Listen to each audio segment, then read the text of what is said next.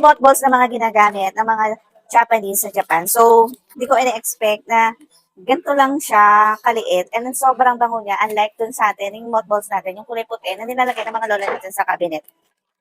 So, nabili ko to kasi, di ba, this month of August, sobra talagang maulan and hindi natitiyo ng mabuti yung mga damit natin. So, I try po na naglagay ako ng ganitong mothball sa ating mga damitan. And sa mga una natin, nakaka-fresh siya ng bango. And sobrang mura na to. And sa isang pack na to, is sobrang dami niya ng laman. Ganito pala yung itsura nila.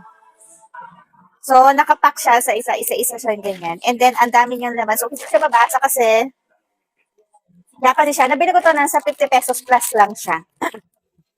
So, sobrang bango niya and perfect na perfect to sa mga damit natin, sa mga cabinet natin. Kung ayaw yung mga mag-amoy kulog, yung ating mga damit, and para maiwasan natin yung mga insekto sa loob ng mga cabinet natin. So, pasensya na kayo sa akin itsura at dahil kagigising ko nga lang at dahil naka-schedule nga ito para i-video natin. So, excited ako i-share sa inyo itong mothballs na mga Japanese. Ito yung ginagamit nila. So, kung bet nyo na mabago yung mothballs na ginagamit natin sa mga damit, so link inalagay ko na lang dyan sa comment section.